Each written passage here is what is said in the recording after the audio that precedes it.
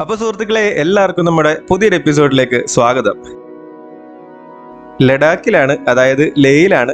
കറക്റ്റായിട്ട് പറയുകയാണെങ്കിൽ ലേയിലെ ഒരു മലയാളി ചേട്ടന്റെ പ്രോപ്പർട്ടി ആയിട്ടുള്ള കേരള ഹൗസ് എന്ന് പറഞ്ഞ ഈ ഒരു സ്ഥലത്താണ് ഞാൻ ഇപ്പം നിൽക്കുന്നത് കേട്ടോ. കശ്മീരിലെയും ലേയിലെയും എൻ്റെ പരാക്രമങ്ങളൊക്കെ നിങ്ങൾ കഴിഞ്ഞ വീഡിയോസിൽ കണ്ടിട്ടുണ്ടാവുമല്ലോ. നമ്മൾ കശ്മീരിൽ ഏകദേശം 2 ആഴ്ചയോളം ഉണ്ടായിരുന്നു. കശ്മീർ അടിപൊളിയായിട്ട് എക്സ്പ്ലോർ ചെയ്ത് സോജില പാസ് വഴി നമ്മൾ നേരെ ലേയിലെത്തി. ലേയിൽ നിന്നും കർദുംഗ്ല പാസ്, എൻ്റെ സ്കൂട്ടറിൽ ഞാൻ 18,000 ഫീറ്റ് പൊക്കത്തിൽ നിൽക്കുന്ന കർദുംഗ്ല പാസ് കയറുകയും അവിടെ നിന്ന് ഡിസ്കിറ്റ് എന്ന് പറഞ്ഞൊരു സ്ഥലത്ത് പോയി ഡിസ്കിറ്റിൽ നിന്നും തുർത്തുക്ക് വഴി ഇൻഡോ പാകിസ്ഥാൻ ബോർഡർ ആയിട്ടുള്ള താങ് എന്ന് പറഞ്ഞൊരു വില്ലേജ് കാണുകയും അവിടെ നിന്ന് തിരിച്ച് ഡിസ്കിറ്റ് വന്ന് അവിടെ നിന്ന് നേരെ നമ്മൾ ഡുർബുക്ക് എന്ന് പറഞ്ഞ സ്ഥലത്തേക്ക് പോയി ഡുർബുക്കിൽ നിന്നും ലഡാക്കിലത്തെ ഏറ്റവും പ്രധാനപ്പെട്ട ലൊക്കേഷനുകൾ ഒന്നായിട്ടുള്ള പാങ്കോങ് ലേക്ക് കാണാനായിട്ട് നമ്മൾ പോയായിരുന്നു. പാങ്കോങ് ലേക്കിൽ നിന്ന് ഹാൻഡലിലേക്കുള്ള റൈഡായിരുന്നു എൻ്റെ ഈ ഒരു INB ട്രിപ്പിൽ എനിക്ക് ഏറ്റവും ത്രില്ലിംഗ് ആയിട്ട് തോന്നിയൊരു റൈഡ്. ആ ഒരു റൈഡിൽ വളരെ വിജനമായിട്ടുള്ള ഒരു സ്ഥലത്ത് നമ്മളുടെ വണ്ടി ഐസിൽ കൊടുക്കുകയും 1 മണിക്കൂറോളം ഞാൻ ഒറ്റയ്ക്ക് കഷ്ടപ്പെട്ട് ആ ഒരു ഐസിൽ നിന്നും വണ്ടി പൊക്കിയെടുക്കുകയും ചെയ്തു. അതിനുശേഷം നമ്മൾ 2-3 തവണ മണ്ണിൽ പൊഴുതുകയും ചെയ്തു. അപ്പം ആ ഒരു റൈഡ് മൊത്തം ഭയങ്കര അഡ്വഞ്ചറസ് ആയിരുന്നു, ഭയങ്കര റിസ്ക് ആയിരുന്നു. പക്ഷെ നമ്മൾ ഈ യാത്രയിൽ ഉണ്ടാകുന്ന എല്ലാ സംഭവങ്ങളെയും വളരെ പോസിറ്റീവ് അപ്രോച്ചോടെ കാണുന്നത് കൊണ്ട് തന്നെ എല്ലാ തടസ്സങ്ങളെയും ഓവർകം ചെയ്തുകൊണ്ട് മുമ്പോട്ടേക്ക് പോകാൻ പറ്റുന്നുണ്ട്.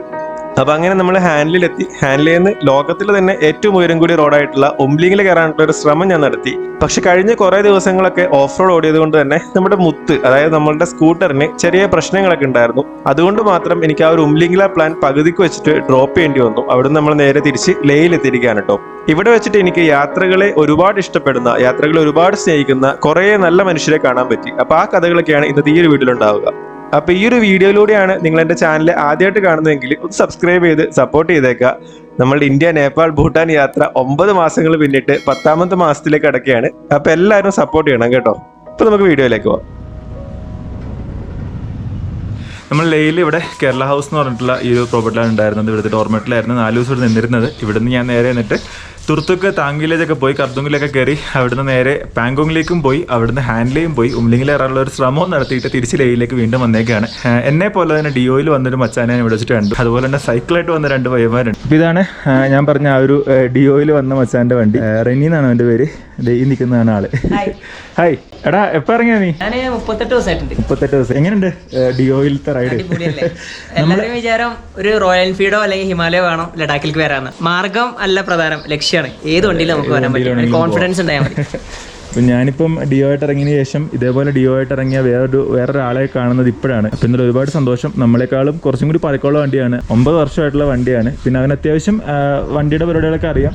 അപ്പോൾ ആള് തന്നെത്താനാണ് 1,00,000 കിലോമീറ്റർ ഓടിയിട്ടുണ്ട്. അടിപൊളി. അതിന്റെ ഇൻസ്റ്റാഗ്രാം പേരെന്തായിരുന്നു? Travel records by Reni. അവന്റെ യൂട്യൂബ് ചാനലും ഉണ്ട്. അപ്പം നിങ്ങൾ കാണുന്ന ആളുകൾ, ഈ വീഡിയോ കാണുന്ന ആളുകളും സപ്പോർട്ട് ചെയ്തേക്കാം. അതുപോലെ തന്നെ വേറെ 2 പയ്യന്മാരുണ്ട്. അതിലൊരുത്തനകത്തുണ്ട്, ഒരുത്തൻ പുറത്തുണ്ട്.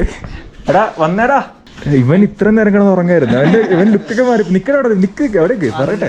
നിങ്ങൾ 2 പേരുടെ നിൽക്ക്. പേര് പറ. മൂസിൻ, അതുപോലെ തന്നെ നിഷാല്. മലപ്പുറമാണ്. ഓക്കെ. അപ്പൊ 2 പേരും സൈക്കിളിനാണ് വന്നത്. ഇപ്പൊ എത്ര ദിവസം ഇറങ്ങിയിട്ട്? 1 മാസം 1.5 മാസം 34ാമത്തെ ദിവസമാണ്. ഡെയിലി ഇപ്പൊ 100-150 കിലോമീറ്റർ ഒക്കെ ഓടിക്കുന്നുണ്ടല്ലേ? മാക്സിമം ഓടിക്കുന്നുണ്ട്. പിന്നെ വ്ളോഗിങ് പരിപാടികളെല്ലാം ഉണ്ടോ? ഇൻസ്റ്റാഗ്രാമിലാണ്. എന്താ പേരെന്താ ഇൻസ്റ്റാഗ്രാമില്ലേ? ദ പെഡലർ. ഓക്കെ. അവന്റെ പ്രൊഫൈൽ ഞാൻ താഴെ ഡിസ്ക്രിപ്ഷനിൽ കൊടുത്തേക്കാം. അവന്റെ പേജും കൂടി കയറി നോക്കുക. അവരെയും സപ്പോർട്ട് ചെയ്യുക. എന്തായാലും മുമ്പോട്ടുള്ള യാത്രക്കൊക്കെ ഓൾ ദി ബെസ്റ്റ്. നിങ്ങൾക്ക് 2 പേർക്കും അതുപോലെ തന്നെ നിനക്കും. ഇവിടെ ഒരു മലയാളി ചേട്ടനും കൂടി നിൽപ്പുണ്ട്. ഹായ് ചേട്ടാ. പേരെങ്ങനെയാ? ബിജു. ഓക്കെ. എന്തായാലും കണ്ടതിലും സന്തോഷം. എന്തായാലും നടന്നിട്ട് വരാം. പിന്നെ ഇവിടെ ഇതെല്ലാം റെന്റഡ് ബൈക്കുകളാണ്. നമ്മൾ ഇവിടെ സ്റ്റേ ചെയ്യുന്ന ആളുകൾക്ക് അവർ റെന്റഡ് ബൈക്കുകളൊക്കെ പ്രൊവൈഡ് ചെയ്യുന്നുണ്ട്. പിന്നെ നമ്മൾ സ്റ്റേ ചെയ്ത ഡോർമെറ്ററി ഒക്കെ ഇവിടെയാണ്. ഇവിടെ റൂംസ് ഉണ്ട്, ഡോർമെറ്ററി ഉണ്ട്, അങ്ങനത്തെ പരിപാടികളൊക്കെ ഉണ്ട്. എന്നാലും ഇപ്പോൾ നമുക്ക് ടൗൺ വരെ ഒന്ന് പോയിട്ട് വരാം. ഇത് ഇവിടുത്തെ പോലീസ് സ്റ്റേഷനാണ്, ലഡാക്ക് പോലീസ്, വുമൻ പോലീസ്. ഞാൻ ഫസ്റ്റ് ടൈമാണ് ഇങ്ങനെ ഒരു വിമൻ പോലീസ് സ്റ്റേഷൻ എന്നുള്ള സംഭവം ഇവിടെ കാണുന്നത്. നമ്മളിപ്പോൾ ആ ഒരു മാർക്കറ്റ് ഏരിയകളിലേക്ക് ഇറങ്ങുകയാണ്. ഇതിപ്പോൾ ആ ഒരു മാർക്കറ്റ് ഏരിയാസ് ഒക്കെയാണ് ഇവിടുന്ന് അങ്ങോട്ടേക്ക് ഇനി അങ്ങോട്ടുള്ളത്. ഇവിടെ മിക്കവാറും സ്ഥലങ്ങളിൽ നോ പാർക്കിംഗ് ഏരിയാസ് ഉണ്ട്. അപ്പോൾ പാർക്ക് ചെയ്തിട്ട് പോവുകയാണെങ്കിൽ ഇതുപോലെ വന്നിട്ട് ലോക്ക് ചെയ്തിട്ട് പോകും. അപ്പോൾ ആ പുള്ളിയുടെ ടയർ ലോക്കാക്കി വെച്ചേക്കാണ്. അയാൾക്ക് വണ്ടി എടുക്കാൻ പറ്റൂല. എന്താണല്ലേ. അപ്പോൾ ഗയ്സ് വീണ്ടും നമ്മൾ മാർക്കറ്റ് ഏരിയയിലേക്ക് എത്തിയിരിക്കുകയാണ്. ഈവനിങ് നല്ല തിരക്കായിരിക്കും കേട്ടോ. ഒരു ഷോപ്പിംഗ് ടൈമാണ്. ആളുകൾ കുറേ ഉണ്ട്. ദേവന്മാരാ കടയിൽ കയറി, ഒരു സ്വീറ്റ്സ് കടയിൽ കയറിയിട്ടുണ്ട്. ഇത് നമ്മൾ വെള്ള ലഡു അല്ലേ ഇതിരിക്കും? തേങ്ങ എന്താ പറയുക? അടിപൊളി അല്ല, നമ്മുടെ കൊഴുക്കട്ടയുടെ ഒക്കെ ടേസ്റ്റ്. റേറ്റ് കൂടുതലാണ്. എല്ലാത്തിനും 15 രൂപ പുള്ളി എണ്ണം പറയണത്. ഈ ഒരു മാർക്കറ്റിലെ സൈഡിലൊരു കടയിൽ കയറിയാണ്ടോ. അവിടെ എന്തോ ഒരു പ്രാർത്ഥനയോ എന്തോ നടക്കുകയാണ് കേട്ടോ. അതുകൊണ്ടില്ലേ പ്രയറൊക്കെ ചെല്ലുന്നുണ്ട്. അതിൽ നമുക്ക് മുമ്പോട്ട് തന്നെ പോകാം. ഗുയ്സ് ഇതൊരു ബുദ്ധ മൊണാസ്ട്രി ആണ് കേട്ടോ. നല്ല രസമാണത്. എനിക്കല്ലെങ്കിലും ബുദ്ധിസ്റ്റുകളുടെ ഈ ഒരു പ്രാർത്ഥനാ സ്ഥലങ്ങൾ ഭയങ്കര ഇഷ്ടമാണ്. ഗുയ്സ് ഞങ്ങളിവിടെ ഫുൾ അലമ്പാണ് കേട്ടോ. ഫുള്ള് പിക്ക് എടുത്ത് കിടക്കുകയാണ്. ഞാൻ ഈ ചേച്ചിയോടൊക്കെ നിന്റെ പിക്ക് എടുത്ത്. ഇവിടെ ഇപ്പം ഒരു കോമഡി ഉണ്ടായി. ഒരു ചേട്ടൻ ഇവിടെ തുമ്മിയിട്ടാ പെഡലറിനെ കൂടുതലുള്ള മറ്റവനുണ്ടല്ലോ. അവനപ്പം തന്നെ മലയാളിയാണോ വന്നു. തുമ്മല് കേട്ടിട്ട് മലയാളിയാണെന്ന് വെച്ചിരിക്കണം. അപ്പോൾ ആ ചേട്ടൻ ആണെന്നും പറഞ്ഞു. തുമ്മലൊക്കെ കേട്ടിട്ട് മലയാളിയാണോ ലഡാക്കിയാണെന്നൊക്കെ എങ്ങനെ അറിയാൻ പറ്റുന്നവോ. നമ്മൾ നടന്ന് ഐലോലിയുടെ അവിടെ എത്തി. മറ്റേ രണ്ടാമത്തെ എൻട്രൻസ് പോയിന്റ് ആണ്. അമ്മമാരുടെ പിക്ക് എടുത്തുകൊണ്ടിരിക്കുകയാണ്. ഗുയ്സ് നമ്മളിവിടെ ഒരു ലോക്കൽ ചായക്കട കണ്ടുപിടിച്ചു. 15 രൂപയുടെ ചായയും 10 രൂപയുടെ കടികളൊക്കെ കിട്ടുന്ന ഒരു കട കണ്ടുപിടിച്ചു. ഞാൻ അവനുണ്ട് 50 രൂപ ഒക്കെ ഞങ്ങളത് ഇവിടെ അൽബേക്ക് കയറി കേട്ടോ. ഞാൻ ഇവനോട് ആദ്യം അൽബേക്ക് കയറി നോക്കിയിട്ട് തിരിച്ചിറങ്ങിയതാണ്. അപ്പൊ ഇപ്പം പറഞ്ഞു നമുക്ക് അൽബേക്ക് കയറത്തില്ലാന്ന്. എന്നിട്ട് ഞങ്ങളത് ഇവിടെ 8 പീസിന്റെ ചിക്കൻ വിങ്സ് പറഞ്ഞിട്ടുണ്ട്. വിങ്സ് അല്ല പറഞ്ഞേ, 2 കോളയും പറഞ്ഞിട്ടുണ്ട്. കോള നിനക്കില്ല കോള. ഇവന് പറഞ്ഞിട്ടില്ല കേട്ടോ. ഞങ്ങള് 3 പേർക്കും മാത്രമേ പറഞ്ഞിട്ടുള്ളൂ. ഇല്ല ഏത് പറ്റിയത് മറ്റേതോ അതോ മറ്റേതോ ഞാൻ ഒന്നും പറഞ്ഞ പോലെ. ഇത് ഇവിടുത്തെ ലഡാക്കിലെ കോളയാണ് കേട്ടോ. 500 ml 30 രൂപ. വിങ്സ് വന്നിട്ടുണ്ട്. ഈ ട്രിപ്പിൽ ആദ്യത്തെ വിങ്സ് ആണെന്ന് തോന്നുന്നു. ഉണ്ട് മറ്റേ സാധനം നല്ല ടേസ്റ്റ് ഉണ്ട്. ഞങ്ങൾ ഡിപ്പ് പറഞ്ഞിട്ടുണ്ട്. അത് വരുമ്പോഴത്തേക്ക് തീരും. ഗുയ്സ് നമ്മളിത് അൽബേക്കിൽ നിന്ന് ഇറങ്ങി. ഞാൻ നിങ്ങൾക്ക് ഒരു കാര്യം കാണിച്ചു തരാം. അടുത്ത് നോക്കിക്കേ. ഈ ബാഗ് അത് എഴുതിയേക്ക് നോക്കിക്കേ. ഹെമ്പ്, അതായത് നമ്മളുടെ കഞ്ചാവിന്റെ ഒക്കെ ലീഫ് ഉണ്ടല്ലോ, ആ ലീഫിൽ നിന്നും ഉള്ള എന്തൊക്കെയോ ഉപയോഗിച്ചിട്ടാണ് ഈ ബാഗുകൾ ഉണ്ടാക്കിയേക്കുന്നത്. ബാഗ് കൂട്ടിയിട്ട് കത്തിച്ചങ്ങ് വലിച്ചാൽ മതി അല്ലേ. നേപ്പാളിൽ നിന്ന് വരുന്ന സാധനമാണ്. ഇത് 800 രൂപ എന്താണ് റേറ്റ്? 700 രൂപ. Made in hemp. അവൻ്റെ ഒരു ബാഗ് വാങ്ങിച്ചു. എത്ര ഇടയിന്? 700 പറഞ്ഞു. നമ്മൾ 400 രൂപയ്ക്ക് ചേച്ചി സെറ്റാക്കി കൊടുത്തു. ഇത് മറ്റേ കഞ്ചാവ് ബാഗ് നാട്ടിൽ കൂട്ടിയിട്ട് കത്തിക്കും. അപ്പൊ നമുക്കിനി തിരിച്ച് നമ്മളുടെ റൂമിലേക്ക് പോകാം. ഒന്നും തോന്നരുത് കേട്ടോ, ഞാനൊന്നും തള്ളുക. അപ്പൊ ഞാൻ തിരിച്ച് ഹോം സ്റ്റേയിൽ എത്തിട്ടോ. അതെ, ഇവിടെ അവന്മാരെല്ലാവരും ഉണ്ട്. ഞങ്ങൾ ഇവിടെ ചോറ് കഴിക്കുകയാണ്. നമ്മൾ 2 പേരും കൂടി പരിചയപ്പെട്ടിട്ടുണ്ട്. Hi bro. എവിടെ സ്ഥലം എവിടെയായിരുന്നു? കോഴിക്കോട് ഫറൂഖ്. കണ്ണൂരാണ്. പെട്ടലാറേ ചോദിച്ചോ. ഞങ്ങള് കഴിക്കട്ടെ. അപ്പോൾ ഇന്നലത്തെ നടത്തമൊക്കെ കഴിഞ്ഞ് ഞങ്ങൾ തിരിച്ച് വന്ന് ഫുഡൊക്കെ കഴിച്ചിട്ട് ഉറങ്ങി. രാവിലെ എണീച്ച് ഇപ്പോൾ അവന്മാർ 2 പേരും വിടുകയാണ്. അവന്മാരുടെ സൈക്കിളൊക്കെ ആയിട്ട് അവന്മാരുടെ സ്വപ്നമായിട്ടുള്ള കർദുങ്കില കയറാൻ വേണ്ടി പോവാണ്. 18,000-ഓളം ഫീറ്റ് പൊക്കത്തിലേക്കാണ് അവർ സൈക്കിളോട് ചേട്ടാൻ പോകുന്നത്. ഇവിടുന്ന് 40 കിലോമീറ്റർ ദൂരമുണ്ട്. 40 കിലോമീറ്റർ കയറ്റമാണ്. ഫുൾ പവർ അല്ലേ. നിശലും അതുപോലെ തന്നെ പെഡലറേ അവനും സെറ്റാണ്. അപ്പം എന്തായാലും നിങ്ങളുടെ ഈ ഒരു കർദുങ്കില വിജയകരമായിട്ട് പൂർത്തിയാക്കി തിരിച്ചു പൊളിക്ക്. ഇടയ്ക്ക് റെസ്റ്റ് എടുക്കണം തോന്നുമ്പോട്ടാ പൊട്ട സൈക്കിളിൽ ചെയ്തേക്കുന്ന ചെറിയ കുറച്ച് കാര്യങ്ങളുണ്ട്. അതേപോലെ ബാഗുകൾ വെച്ചിട്ടുണ്ട്. പിന്നെ ബോട്ടിലിൻ്റെത് ലൈറ്റ് വെച്ചിട്ടുണ്ട്. അവൻ സാഡിൽ ബാഗിൽ വെച്ചേക്കുന്നത്. എന്തായാലും പോയിട്ട് സെറ്റാക്കി ഇറങ്ങാന്നാലേ പെഡലറേ. ഒരു ഹൈവേ എന്നിട്ടോ. യെസ് കേട്ടോ.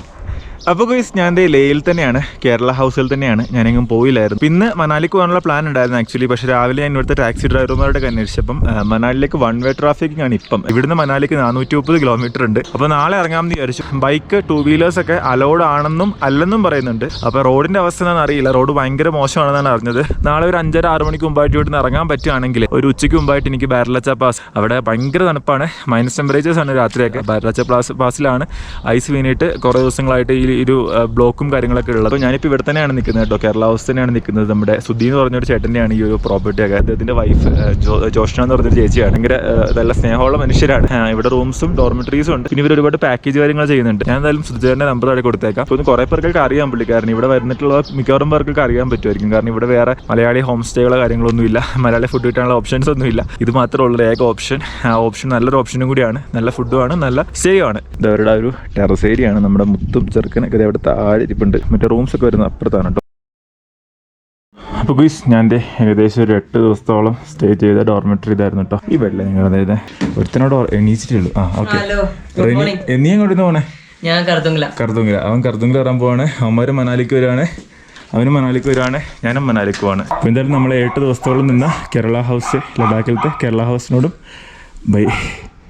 ഹൈ ചേട്ടാ, പേരെങ്ങനെയായിരുന്നു? മൂപ്പറാണ് ഇവിടുത്തെ കുക്ക്. ഇവിടെ എല്ലാവർക്കും നല്ല അടിപൊളി ഫുഡ് ഉണ്ടാക്കി കൊടുക്കുന്നത് പുള്ളിക്കാരനാണ്. പിന്നെ ഇത് നമ്മുടെ എബിമോൻ ഇവിടുത്തെ ഓൾറൗണ്ടർ. ഒരാളും കൂടെ ഉണ്ട്, ഞാൻ അവനെ ഇവിടുന്ന് കാണിച്ചു തരാം. ഷെറിൻ ആണ് പേര്. അപ്പോൾ ഇത് ഷെറിൻ, ഇവനെ ഇവിടുത്തെ കാര്യങ്ങളെല്ലാം മാനേജ് ചെയ്യുന്നത്. എടാ അപ്പം ഓക്കെ പോയിട്ട് കാണാം. പിന്നെ എപ്പോഴും കാണാം. അപ്പോൾ സെറ്റാണ്. ഇന്നലെ ഇവിടെ നിന്ന് ഇറങ്ങിയേക്കാണ് കേട്ടോ. അപ്പൊ ഗൂയിസ് നമ്മൾ നമ്മുടെ സ്കൂട്ടർ, അതായത് എന്റെ മുത്തിനെ ട്രക്കിൽ കയറ്റിയിട്ട് ലേയിൽ നിന്ന് മണാലിയിലേക്ക് കൊണ്ടുപോകുന്ന ഒരു അടിപൊളി വീഡിയോ വരുന്നുണ്ട് കേട്ടോ. 18 മണിക്കൂർ സിമെന്റ് ട്രക്കിൽ ഇരുന്ന് എടുത്ത വീഡിയോ ആണ്. ഒരുപാട് എഫേർട്ട് എടുത്ത് ഷൂട്ട് ചെയ്തൊരു വീഡിയോ ആണ്. അപ്പൊ അതെല്ലാം അടുത്ത എപ്പിസോഡിൽ വരുന്നതായിരിക്കും. ആ എപ്പിസോഡുകളൊക്കെ കാണാനായിട്ട് ചാനൽ സബ്സ്ക്രൈബ് ചെയ്യാൻ മറക്കണ്ട. അപ്പൊ ഓക്കെ, ബൈ.